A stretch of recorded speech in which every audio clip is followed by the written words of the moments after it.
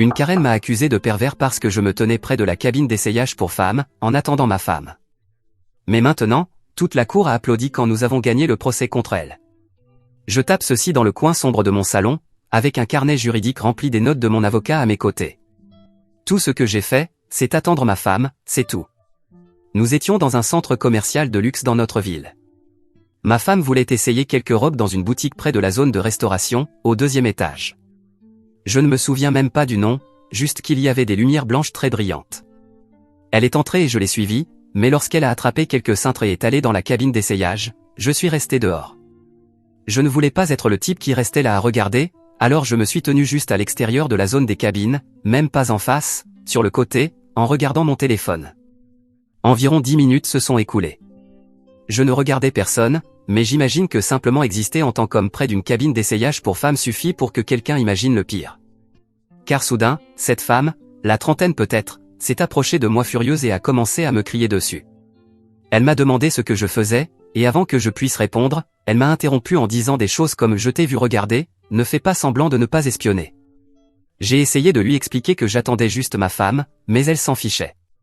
À la place, elle a appelé une employée et a dit « Il y a un homme qui rôde près des cabines d'essayage pour femmes ». Et c'est là que tout a dégénéré. Le gérant du magasin est arrivé, un type avec un air arrogant. Immédiatement, il ne m'a même pas adressé la parole. Il a parlé à la femme, a hoché la tête et a dit « Nous prenons cela très au sérieux ». Puis il m'a dit que je devais quitter le magasin.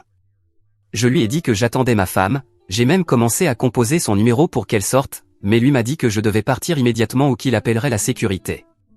Je leur ai dit que je ne faisais rien de mal, que ma femme était dans la cabine d'essayage, et lui répétais la même chose en boucle, comme un robot. Finalement, un agent de sécurité est arrivé, puis 2 autres.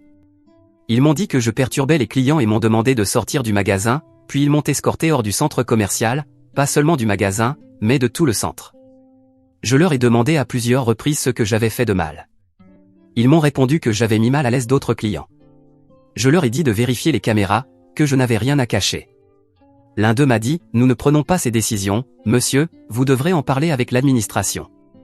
Je suis resté dehors du centre commercial pendant 20 minutes, à attendre ma femme, qui n'avait aucune idée de ce qui s'était passé.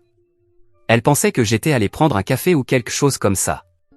Quand je lui ai raconté, elle ne m'a même pas cru au début. Elle m'a dit « Sérieusement, ils t'ont viré juste parce que tu attendais ?» Oui, ils m'ont viré. Et ce n'était que le début. 2 jours plus tard, j'ai reçu un email de l'administration du centre commercial, une notification formelle m'interdisant l'accès pendant 90 jours. Ils l'ont fait après que je leur ai écrit pour me plaindre de la situation. Ils ont appelé cela une violation de comportement et ont dit m'avoir observé rôder près d'une zone privée d'une manière qui mettait les clients mal à l'aise. J'étais furieux. Je leur ai répondu en exigeant qu'ils rétractent cela et qu'ils revoient les enregistrements. Ils n'ont pas répondu. Alors je les ai appelés, j'ai laissé des messages, envoyé un autre email. Rien. Alors ma femme, qui est bien plus tenace que moi, est retournée au magasin en faisant semblant de vouloir acheter quelque chose. Elle a demandé à parler au gérant, a tout enregistré avec son téléphone, et tu ne vas pas croire ce que ce type a dit. Il lui a dit, avec un visage sérieux, qu'on m'avait surpris en train d'essayer de prendre une photo sous la porte de la cabine d'essayage. C'est le genre de choses qui pourrait ruiner la vie de quelqu'un à jamais. Il a probablement dit ça juste pour couvrir ce qu'ils avaient fait. J'ai contacté un avocat. Il a dit que j'avais un cas de diffamation.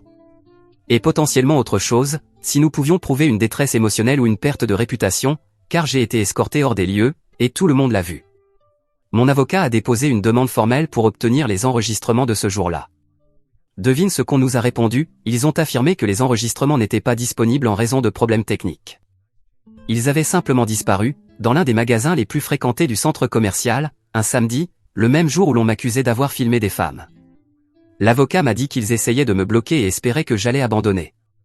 Mais je ne l'ai pas fait. J'ai continué à me battre. J'ai déposé une plainte officielle contre le magasin et contre le gérant personnellement, pour diffamation. J'ai également déposé une plainte auprès du Bureau des bonnes pratiques commerciales. J'en ai même parlé sur un forum local. Ce poste a été supprimé pour harcèlement ciblé. Quelle surprise! Nous attendons toujours une date pour le procès. Mon avocat dit que nous avons de bonnes chances, mais honnêtement, je ne me soucie même plus de l'argent. Je veux juste laver mon nom. Parce que peu importe comment cela se termine, ce mensonge est maintenant là, dans le monde. Mise à jour 1. Tout d'abord, mon avocat a réussi à entrer en contact avec une ancienne employée de la boutique. Je ne vais pas donner de nom, mais appelons-la C. Elle m'a envoyé un message privé après avoir vu mon témoignage circuler dans un groupe local sur Facebook. Quelqu'un avait fait une capture d'écran et l'avait reposté. J'imagine que l'histoire commence à se répandre. C nous a dit qu'elle travaillait ce jour-là au magasin. Elle se souvenait parfaitement que j'étais resté immobile tout le temps, sans regarder personne ni rien d'autre que mon téléphone. Elle a également dit et prépare-toi pour ça que la femme qui m'a accusé avait déjà causé des problèmes auparavant. Apparemment, elle est connue pour exagérer ou inventer des situations de harcèlement afin d'obtenir des réductions ou de l'attention. Une fois, elle avait affirmé qu'un caissier de 17 ans s'était moqué de son poids parce qu'il ne l'avait pas salué assez rapidement. Une autre fois, elle avait dit qu'un père qui faisait du shopping avec sa fille adolescente la fixait du regard, alors qu'il essayait littéralement de trouver une taille de robe. Le gérant du magasin connaissait sa réputation. C nous a raconté qu'après tout ce qui s'était passé, elle avait entendu le gérant se vanter de la manière rapide dont il avait géré la situation, en disant « De nos jours, on ne peut pas prendre de risques, même si le type est juste désorienté. » Il aurait donné l'instruction au personnel de ne pas parler de l'incident, et que si quelqu'un posait des questions, il devait se référer à la déclaration de la direction. Le gérant savait que l'accusatrice n'était pas fiable, il savait que je ne faisais rien de mal, mais il m'a tout de même expulsé et a inventé une histoire, parce qu'il était plus simple de me blâmer que d'admettre qu'il avait fait une erreur. Tout cela parce qu'il ne voulait pas risquer que les gens découvrent qu'il ne prenait pas ses accusations au sérieux. Nous avons réussi à obtenir de ces qu'elle signe une déclaration sous serment. Mon avocat dit que c'est le genre de chose qui peut faire basculer un procès. C'est la preuve qu'un témoin clé a menti et que le magasin avait connaissance, avant les faits, que l'accusatrice était problématique. Cela montre aussi une volonté claire de faire taire la vérité. Ce n'est plus seulement de la diffamation, c'est de la négligence malveillante.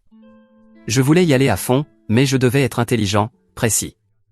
Alors j'ai demandé une assignation d'urgence pour obtenir les rapports internes d'incidents du magasin, en espérant capturer les mots originaux du gérant avant qu'ils ne soient modifiés. S'il existe une incohérence entre ce qu'ils ont dit à l'époque et ce qu'ils disent maintenant, ce sera une munition supplémentaire pour notre dossier. Et il y a autre chose.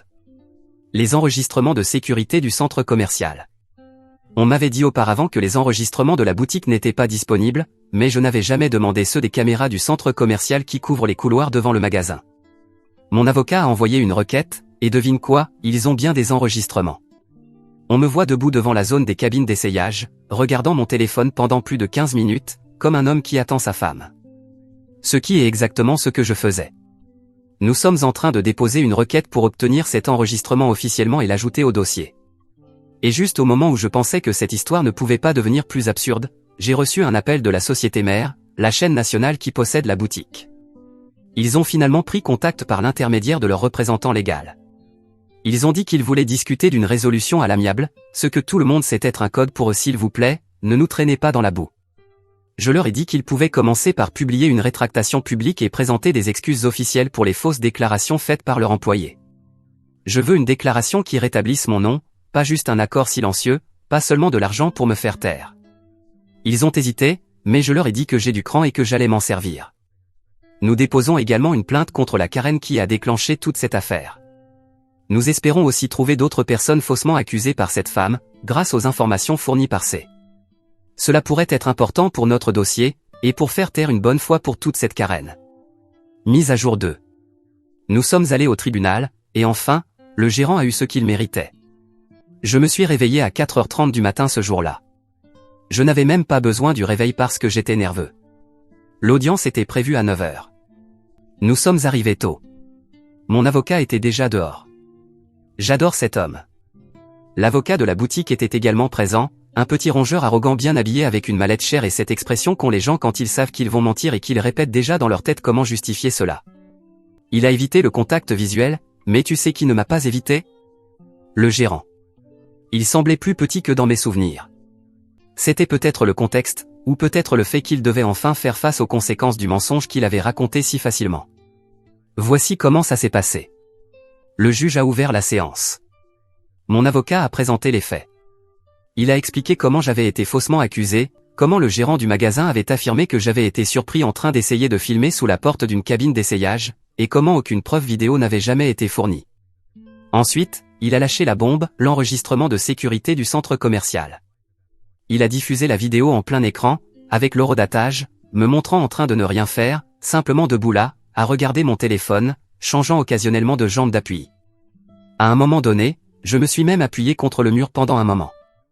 Ensuite, mon avocat a présenté la déclaration sous serment de ses témoins directs, employés de la boutique. Il a lu sa déclaration à voix haute, y compris les passages sur les fausses accusations passées de la plaignante, et comment le gérant avait dit au personnel de se taire et de s'en tenir à la version officielle de la direction. Puis ce fut au tour du gérant. Il a tenté de se justifier. Il a dit qu'il avait agi sur la base d'une plainte d'une cliente, qu'il ne pouvait pas prendre de risques et qu'il ne voulait accuser personne à tort. Ce qui, bien sûr, contredisait directement la déclaration écrite qu'il avait fournie à la sécurité du centre commercial, ainsi que le rapport interne d'incident du magasin. Nous avions ces deux documents en main, et tous deux utilisaient les mots au comportement voyeuriste. Oui, il m'avait officiellement traité de voyeur. Mon avocat l'a interrogé. Il lui a demandé directement s'il m'avait vu prendre une photo. Il a répondu que non. Il lui a demandé s'il avait visionné les enregistrements avant de faire son accusation. Il a admis que non. Il lui a demandé s'il était au courant des plaintes précédentes, fausses, de la plaignante. Il a répondu, ce n'est pas quelque chose que je peux confirmer. Ce qui est intéressant, car notre témoin l'a déjà confirmé sous serment. Le gérant semblait vouloir se fondre dans le sol. Le juge a demandé une courte pause après cela. Lorsque nous sommes revenus, le représentant légal de la boutique a demandé un règlement à l'amiable. Il ne voulait même plus continuer. Il savait que c'était un massacre. Ils ont proposé de régler le procès en diffamation immédiatement, avec un paiement intégral, un accord de confidentialité et une déclaration d'innocence. Mais c'est là que j'ai montré que j'avais du cran. Je leur ai dit, il n'y aura pas d'accord de confidentialité. Je ne voulais pas d'argent pour me taire. Je ne voulais pas de silence. Je voulais une trace écrite. Je voulais que cela suive le gérant jusqu'à son prochain entretien d'embauche. Je voulais qu'il soit enregistré qu'il avait inventé une accusation de comportement sexuel inapproprié contre un homme complètement innocent. J'ai regardé l'avocat droit dans les yeux et je lui ai dit, je veux que ce soit écrit noir sur blanc que je n'ai rien fait de mal, et je veux que votre entreprise le signe. Résultat final, la chaîne de boutique a accepté de payer des dommages. Je ne vais pas mentionner le montant, mais disons que cela a couvert mes frais juridiques, et un peu plus. Ils ont publié des excuses officielles sur leur site web et leurs réseaux sociaux, mentionnant la fausse accusation, rétablissant mon nom et confirmant que je n'avais commis aucune faute. Le gérant a été licencié la semaine suivante.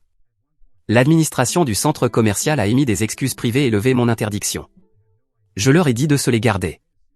Je ne remettrai plus jamais les pieds dans cet endroit. Mais ensuite, une enveloppe est apparue, collée à la porte de ma maison. À l'intérieur, il y avait une seule feuille imprimée avec ce message, « Profite de ta victoire. Ne te mets pas trop à l'aise. » Les gens n'oublient pas ce qu'ils entendent en premier. Je savais déjà qui cela pouvait être. Je ne voulais pas en faire trop, mais je n'allais pas non plus me laisser marcher dessus une seconde fois. J'ai donc déposé une plainte auprès de la police pour harcèlement. Je leur ai remis la note, l'enveloppe, même l'horodatage de ma caméra de sonnette, qui malheureusement n'a pas capté de visage, seulement quelqu'un en sweatshirt s'approchant de ma Porsche vers 2h40 du matin, quelques jours après. Peu après, mon entreprise a reçu un email disant que j'aimais traîner autour de jeunes filles mineures. Le service juridique et mon supérieur l'ont immédiatement pris en main. Ma société sait ce que j'ai vécu dernièrement, et mon chef ainsi que l'équipe juridique me soutiennent. C'était une représaille. Un homme adulte faisant une crise parce que ses propres mensonges lui ont coûté son emploi, et maintenant il essayait de me tirer vers le bas avec lui. Mon avocat m'a dit qu'il enquêtait déjà sur le gérant. Apparemment, ce n'était pas sa première erreur. Il s'avère qu'il avait déjà été discrètement écarté de 2 autres magasins dans des centres commerciaux pour des problèmes de comportement non divulgués. C'est le jargon des ressources humaines pour dire « on ne veut pas de procès ». Nous avons donc demandé une ordonnance restrictive temporaire, puis intenté une nouvelle action civile pour harcèlement, continuation de la diffamation et autres points juridiques. Le paquet complet. Nous lui avons remis la convocation à son nouveau travail, ce qui n'est pas une coïncidence, il travaille maintenant dans un magasin de meubles à 2 villes de là. Il est passé de gérant dans une boutique d'un centre commercial majeur à vendeur de canapés à prix cassé dans un magasin de déstockage. Et oui, je sais ce que certains d'entre vous pensent, pourquoi continuer? Parce que voilà la vérité. Il faut affronter la lâcheté avec des conséquences.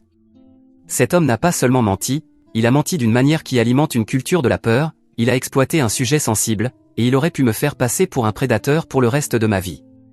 Et il ne s'est pas arrêté là, il continue à me harceler. Alors non, je ne vais pas m'arrêter simplement parce que ces actes n'ont pas autant de conséquences qu'avant. Oui, je vais aller jusqu'au bout, et je vais lui montrer qu'il s'en est pris à la mauvaise personne. J'ai déjà fait la marche de la honte à travers le centre commercial, escorté par des agents de sécurité. J'ai déjà dû expliquer à mon fils pourquoi papa devait aller au tribunal pour quelque chose qu'il n'avait pas fait. Maintenant, je vais m'assurer que ce type traverse la même chose, mais 10 fois pire. Il aurait pu partir sans rien dire, accepter sa nouvelle réalité, mais s'il est amer parce que sa propre stupidité lui a coûté un bon emploi, ce n'est pas ma faute. Je sais que c'est un nouveau départ avec une procédure judiciaire, et ce n'est jamais amusant, mais ce sera encore moins amusant pour lui, et c'est ça qui compte. Quand mon avocat en aura fini avec lui, il se dira « je n'aurais jamais dû faire ça ». Sur un autre sujet, puisque des gens m'ont posé la question, nous sommes en train de finaliser le dossier contre la Karen. Nous avons déjà d'autres personnes qu'elle a faussement accusées, et nous sommes presque prêts à déposer un recours collectif contre elle. Je vais aussi passer beaucoup de temps occupé avec mon avocat dans les mois à venir, mais si cela peut servir à affronter cette paire d'imbéciles, alors qu'il en soit ainsi. Mise à jour 3. Il s'est présenté à l'école de mon fils. Mais je suppose que lorsqu'on arrache le masque d'un narcissique en public, et qu'on lui enlève le pouvoir qu'il avait construit sur des mensonges, il passe en mode survie. Et pour quelqu'un comme lui, la survie ressemble à de la pure vengeance. Voici ce qui s'est passé mardi dernier. J'ai reçu un appel du secrétariat de l'école pendant la pause déjeuner. Je ne reçois jamais d'appel de leur part, sauf si mon fils est malade ou en cas d'urgence. La secrétaire m'a dit, il y a une personne ici qui demande à repartir avec votre fils. Il dit que c'est son cousin. Je lui ai demandé une description, et elle m'a donné le portrait de ce type. Je lui ai dit de ne surtout pas laisser mon fils partir avec qui que ce soit, et d'appeler immédiatement la police. Mais l'école l'avait déjà fait. Elle m'appelait juste pour me prévenir de ce qui s'était passé.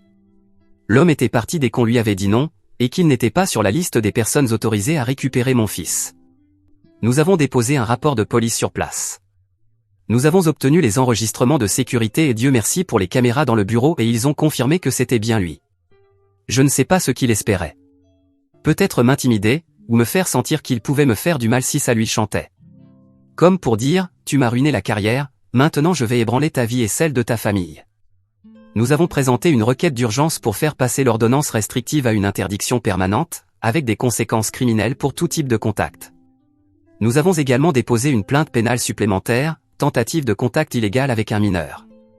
Et vu son historique de comportement harcelant, cette accusation est prise très au sérieux. L'école a désormais sa photo dans ses dossiers. L'institutrice de mon fils a été mise au courant. Le directeur m'a personnellement assuré que si cet homme pose ne serait-ce qu'un pied dans le même pâté de maison, ils activeront le protocole de confinement. Il est probable qu'il doive attendre son procès en détention, car avec tout ce qu'il a fait, il est impensable qu'il reste en liberté. Mon avocat travaille à obtenir un mandat d'arrêt immédiat. Je me sentirais beaucoup plus tranquille si cette personne était derrière les barreaux, plutôt que dehors à chercher de nouveaux moyens de m'intimider. Mais cela me priverait aussi de la possibilité d'avoir une conversation face à face, et ce que je ferais de son visage n'aurait rien d'une conversation. Passons à un autre sujet. La plainte contre la Karen est maintenant officiellement déposée, et parmi tous les plaignants, nous pensons que nous pourrons lui infliger un bon préjudice financier à cause de ses mensonges. Cela avancera peut-être plus lentement, mais c'est essentiel de poursuivre. Car elle ne peut pas s'en tirer sans aucune conséquence. C'est elle qui a déclenché toute cette histoire, et elle doit aussi payer. Mise à jour 4. Il est en prison. Laissez-moi l'écrire à nouveau, il est en prison. Laissez-moi vous raconter comment tout cela s'est terminé. Après qu'il se soit présenté à l'école de mon fils, la police a tout intensifié. Ils ont pris très au sérieux sa tentative d'usurper l'identité d'un membre de la famille, même s'il n'y avait pas eu de contact physique. Combiné aux incidents précédents, qui étaient déjà très préoccupants, cela a suffi pour l'arrêter et déclencher une audience d'urgence. Nous sommes retournés au tribunal il y a 2 semaines. La défense qu'il a utilisée pour justifier ce qu'il avait tenté de faire à l'école de mon fils, c'était qu'il voulait simplement s'excuser en personne, qu'il cherchait à obtenir une forme de clôture, que tout cela n'était qu'un énorme malentendu, et que, comme il ne pouvait pas me contacter directement, il essayait juste de m'atteindre d'une manière ou d'une autre. Mais le procureur n'a accordé aucune importance à ses excuses, et il a poursuivi en demandant une condamnation, et je dois dire qu'il a fait un excellent travail, parce qu'il a obtenu exactement ce que nous voulions, que ce type soit enfermé et paie pour tout ce qu'il avait fait. La liste des chefs d'accusation pour lesquels il a été reconnu coupable est longue. La voici: harcèlement, harcèlement criminel, usurpation d'identité avec intention frauduleuse, tentative de contact illégal avec un mineur et violation d'une ordonnance restrictive. Bien sûr, il a plaidé non coupable, mais ça n'a servi à rien. Pas après cette montagne de preuves. Pas après que le procureur l'ait dévoré au petit déjeuner et recraché l'après-midi. Le juge n'a pas mâché ses mots. Il a déclaré que l'accusé avait montré un mépris total pour les limites légales et qu'il avait activement tenté d'intimider et d'humilier un citoyen privé et sa famille, par pur esprit de vengeance. Il a été condamné à 8 ans de prison, 7 ans ferme et 1 année avec sursis, accompagné d'une évaluation psychologique obligatoire et d'une prolongation illimitée de l'interdiction de contact. Il a également écopé d'une amende. Et laissez-moi vous dire ce que ça m'a fait, de le voir menotté et emmené hors de cette salle d'audience. C'était un sentiment de justice.